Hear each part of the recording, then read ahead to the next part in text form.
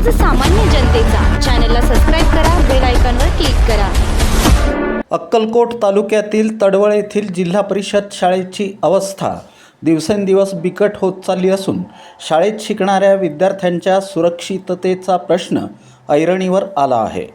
तब्बल 50 वर्षांहून अधिक जुन्या झालेल्या शाळेच्या इमारतीला ठिकठिकाणी तडे गेले आहेत. त्यातच दुरवस्थेतील स्वच्छतागृहे, नादुरुस्त पाणीपुरवठा, गेल्या 6 महिन्यांपासून बंद असलेले CCTV कॅमेरे आणि पोषण आहार शिजवणाऱ्या किचन शेडमध्ये उंदीर घुशींचा वाढता वावर अशी समस्यांची जणू मालिकाच इथं पाहायला मिळत आहे.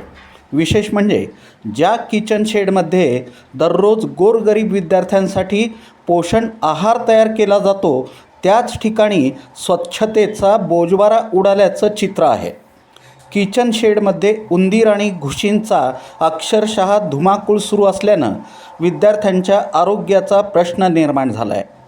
अन्न शिजवण्याच्या ठिकाणीच अशी परिस्थिती असेल तर पोषण आहाराच्या स्वच्छतेची जबाबदारी नेमकी कुणाची, असा संतप्त सवाल पालक आणि ग्रामस्थांकडून उपस्थित केला जात आहे. एकीकडं जिल्हा परिषद प्रशासनाकडून हागणदारी मुक्ती आणि स्वच्छतेचा मोठा गाजावाजा केला जात असताना तडवळच्या शाळेतील स्वच्छतागृहांची अवस्था त्याला छेद देणारी आहे. स्वच्छतागृहांची दुरवस्था झाल्यानं अनेकदा विद्यार्थी आणि विद्यार्थिनींना शौचासाठी शाळेबाहेर जावं लागत असल्याचा आरोप पालकांनी केला आहे. विद्यार्थ्यांच्या मूलभूत गरजांकडेही दुर्लक्ष होत असेल तर शिक्षणाच्या गुणवत्तेबरोबर त्यांच्या सुरक्षिततेची आणि आरोग्याची जबाबदारी कोण घेणार, असा प्रश्न उपस्थित होत आहे.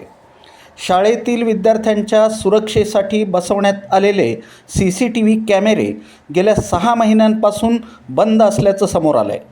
शाळेच्या आवारात नेमकं काय घडतं, विद्यार्थ्यांच्या हालचालींवर कुणाचं लक्ष आहे, यासाठी CCTV महत्त्वाचे असताना ते बंद ठेवले जाणं गंभीर बाब असल्याचं पालकांचं म्हणणं आहे. शाळेची इमारत अर्धशतकापेक्षा अधिक जुनी झाली असून भिंतींना ठिकठिकाणी तडे गेले आहेत. त्यामुळं पावसाळ्यात अथवा भविष्यात इमारतीचा काही भाग कोसळून दुर्घटना घडण्याची भीती व्यक्त होत आहे. त्यामुळं जुन्या इमारतीचं स्ट्रक्चरल ऑडिट करून ती धोकादायक असल्यास तातडीनं पाडावी आणि विद्यार्थ्यांसाठी नवीन इमारत उभारावी, अशी मागणी ग्रामस्थांकडून होत आहे. या शाळेत मराठी, कन्नड आणि उर्दू माध्यमांचे वर्ग भरतात.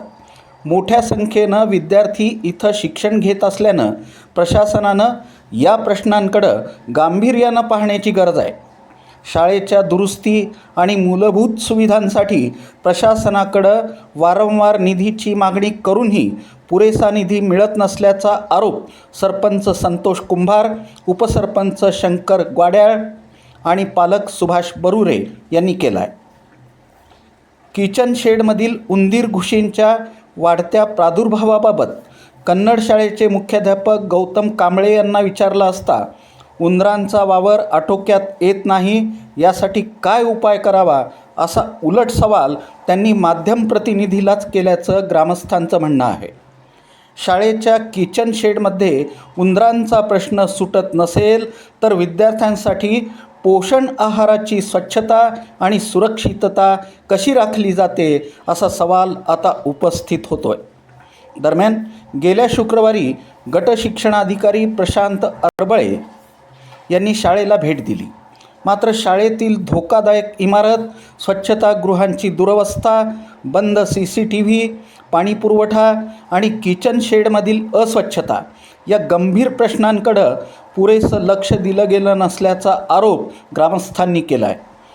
त्यांच्या भेटीचा मुख्य उद्देश एका मुख्याध्यापकाच्या गैरहजेरीच्या प्रकरणापुरताच मर्यादित होता का, असा सवालही ग्रामस्थांकडून उपस्थित केला जात आहे. दरम्यान शाळेची इमारत जुनी झाल्याची माहिती प्रशासनाला देण्यात आल्याचं मुख्याध्यापिका सुरेखा सुसलादी यांनी सांगितलं. मात्र केवळ माहिती देऊन प्रश्न सुटणार नसून विद्यार्थ्यांच्या जीविताशी संबंधित या सर्व समस्यांवर तातडीनं ठोस उपाययोजना होणं गरजेचं आहे.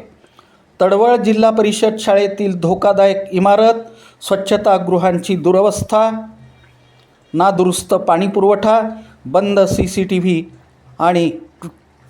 आणि किचन शेडमधील उंदीर घुशींचा प्रादुर्भाव यांची प्रशासनानं तातडीनं पाहणी करावी.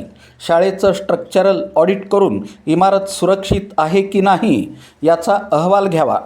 विद्यार्थ्यांच्या जीविताशी खेळ न करता आवश्यक दुरुस्ती अथवा नवीन इमारतीच्या बांधकामाचा निर्णय तातडीनं घ्यावा, अशी जोरदार मागणी ग्रामस्थ आणि पालकांकडून होत आहे. गंगाधर कुंभार, तडवळ सरपंच. आता सध्या चालू प्रशासक आपल्या तडवळ गावामध्ये जिल्हा परिषद कन्नड व मराठी उर्दू जुन्या पद्धतीची शाळा आहेत. त्याची दुरवस्था लई गंभीर आहे आणि पहिल्यापासून शाळेचं दुरवस्था बेकार असून सगळीकडे टचअप करायचं हे ते आहे. 100 वर्षापूर्वीचं शाळा आहे आणि बाबुलासारखं घटना घडलं तर भयानक मुलांचे नुकसान होणार आहे.